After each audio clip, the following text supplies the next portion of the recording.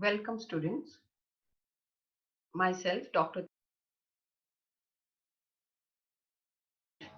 My today's topic is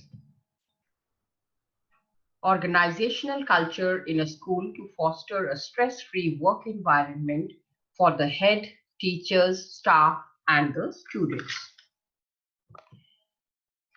So before we start with the organizational culture and a stress-free organization, first let us understand what do we mean by organizational culture.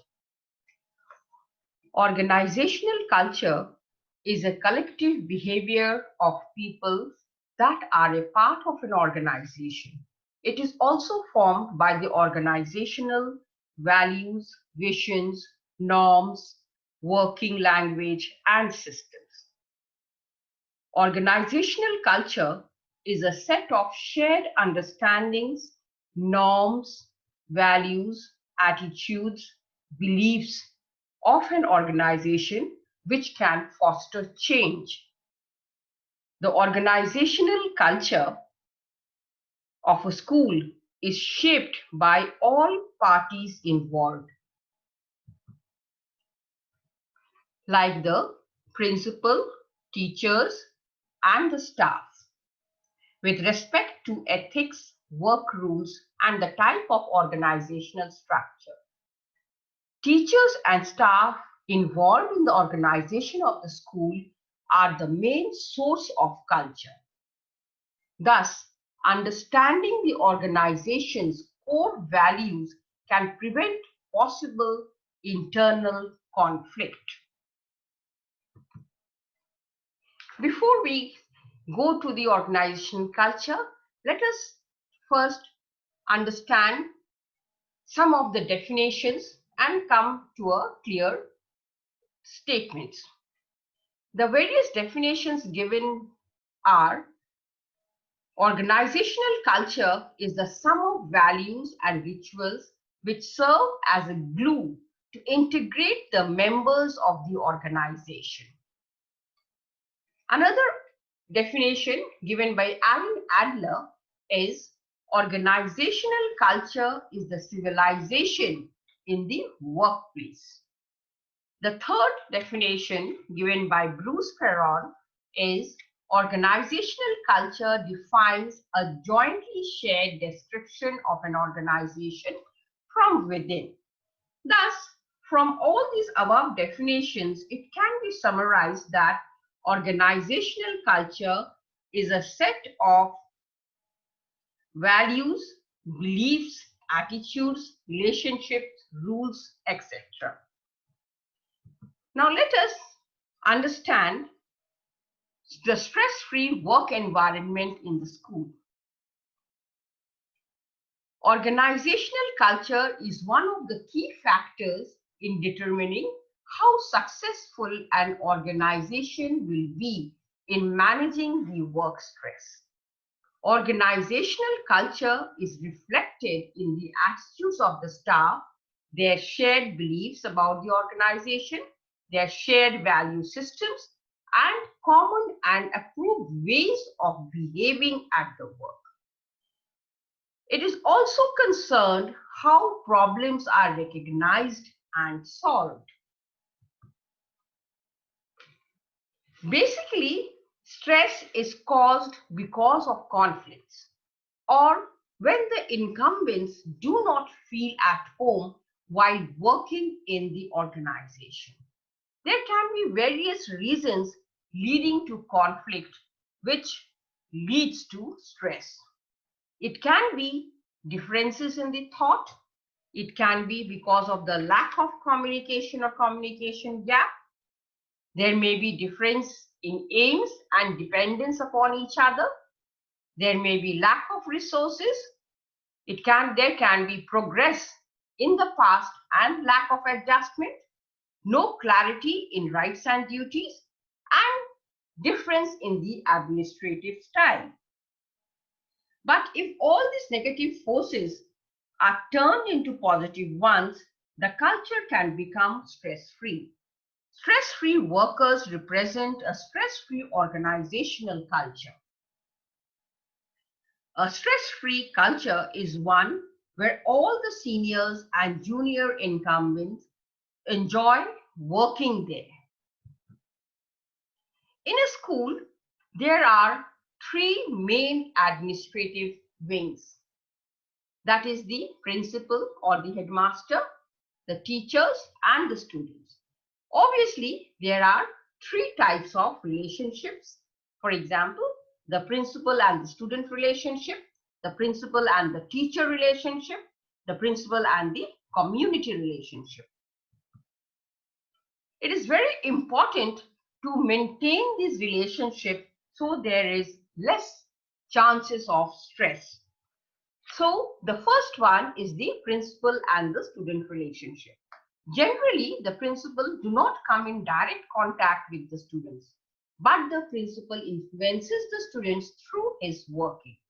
Thus, the principal should establish good human relationship to avoid stress or conflict in the environment, or he can develop by good environment by developing good human relationship.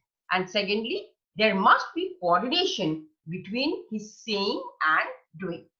The second is the principal and the teacher relationship. A good human relationship should be established between the principal and the teacher. The principal as a leader should be a good manager and an effective and efficient educationist too. Now, let us understand how to foster stress-free work environment for the head. A stress-free work environment may be created with the following factors.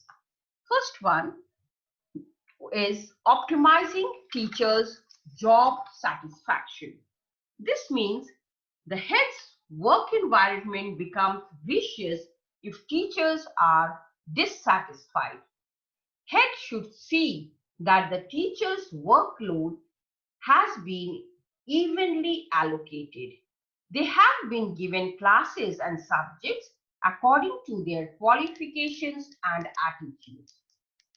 Their staff room should be well furnished and all necessary conveniences should be available there. The head should follow a democratic approach in all the formal and informal get-togethers with his teachers. If the teachers have full job satisfaction, they become an important component of the head's stress-free environment. The second factor is optimizing students' growth. That is, head should not only have concern for teachers, but he should be equally concerned for the students. He should ensure that students are getting proper education and their all-round development is taking place. Not only cognitive, but their emotional and skill development is taking place suitably. Teachers and students' wellness will automatically generate a tension-free atmosphere for the head of the school. The third factor is maintaining proper rapport with the parents. Parents send their wards to the school under the custodianship of the school principal. A proper fostering of children instills parents' faith in him or her. Those principals who are able to win the confidence of the parents enjoy a better work environment than those who are not able to provide the parental care. The fourth factor is rapport with the community. That is, good principals establish a sound relationship with the community around the school. If a local residents and the organizations in the school's vicinity have cordial relationship with the school, its reputation enhances manifold. Principals should develop rapport with the local businesses, civic organizations, charities, non-profit organizations, and other groups in the school community. The fifth factor is the school infrastructure. This is very important. The main items of the school infrastructure or the school plant are the classrooms, the labs, the library, the playground, auditorium, activity rooms, and of course the principal's room. If any of these items is lacking in some or the other respect, smooth functioning of the school cannot take place, and this may take away the principal's peace of mind and hence may become a stressful situation for him or her. The sixth important factor is the nature of additional duties. Sometimes teachers and the principal are assigned non-academic duties. These non-academic duties can cause stress for the teachers as well as the head of the school. So it is very important to see that proper academic duties are assigned to the teachers and the head of the school. The next important factor is the status of co-curricular activities. Schools are expected not only to enable the students to be academically sound, but they should be helped in their all-round development also. This helps in adorning students' personality. Therefore, a proper functioning of the school implies that teaching is going on smoothly in classrooms, lab work is going on well during the fixed time slots, co-curricular activities are being organized properly at appropriate times, and before and after the school hours. When the head finds that everything is going on well, he or she feels satisfied at such work environment, and this lessens his stress in the work. The next factor is the setting the school tone. Setting of the school tone means a well-organized school has a set school tone. Many schools, they have assembly as a positive school tone. Schools generally start with the thought of the day, followed by some national anthem and a moment of silence. It is at this forum that the principal, teachers, students share their noble experiences and emphasize expectations for behavior and character. Special assemblies may be organized on special days like Independence Day, Republic Day, and some important festivals. Schools' achievement may also be highlighted here. Important announcement may also be made at this forum. Students should also be trained how they have to disperse and go to their classes systematically. All this takes about 10 to 15 minutes. This is the school tone, which if set properly, it also lessens the stress of the head of the school. The next important factor is the principal's room. The room of a principal sometimes becomes a cause of her or his stress or a stressful environment. The principal's room should have a pleasant and attractive design. This office should be large enough to accommodate small conferences or student representatives. Some handy documents like teacher-wise and class-wise timetables, examination schedules, class teacher-wise list, activity in charge list, etc. should be properly placed in his table. All these will help in lessening his stress in the work. And the last factor is the network of the duties allocation. That is, the principal cannot run the school efficiently single-handed. He or she should allocate the different activities to competent and responsible teachers. If the different persons are doing the assigned work well, the principal enjoys a tension-free work environment. Now, How to foster stress-free environment for the staff. Teachers and other school personnel can contribute their best if they teach in stress-free environment. The following factors help in constituting stress-free environment. The first factor is generating a positive teacher attitude. That means a sound subject matter knowledge coupled with pedagogical knowledge enables one to be an effective teacher. It is seen that teachers with these two attributes develop a positive attitude for teaching. Teachers should be asked to teach the subjects and classes of their interest. There should be provided a positive school climate. The principal should show high concern for their conveniences. The principal and the teachers should have good interpersonal relationships. The necessary infrastructural facilities should be available to the teachers. The principal should see that the teachers are involved in those co-curricular activities in which they have expertise and interest. All this helps in forming and strengthening positive teacher attitude, which in turn fosters a stress-free environment in the school.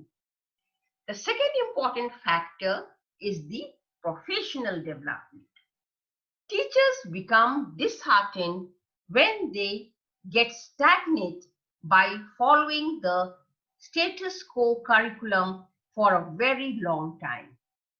They want to know the changes that have taken place in pedagogies they may be able to follow in their classes. So it is very important for the principal to encourage and provide facilities for professional development of the teachers. The next important factor is the teacher's safety and security. That means teacher safety and security can cause stress among the staff. Often we hear of stressful events in schools like violence, threats, drugs, bullying, and even terrorist activities. The authorities should provide safety measures like fencing of the school compound, installation of spy cameras, launching of effective communication systems, arranging lighting and emergency power arrangements, etc. When the teachers feel that they are safe and secure, a healthy work environment will emerge and they will start having job satisfaction. The next important factor is providing staff-friendly facilities. Many schools have facilities of picking up and dropping residential facilities. So providing staff-friendly facilities also can lessen the stress amongst the staff. Another important factor is congenial teaching learning environment. This is very important to provide to the teachers. Poor quality of chalk and chalkboards, obsolete furniture, noisy environment, dark and filthy rooms, inattentive class, etc. All these are the disturbing factors that make the atmosphere stressful. It is therefore very necessary that a congenial atmosphere is created so as to restore teachers' mental makeup to give his or her best to the students.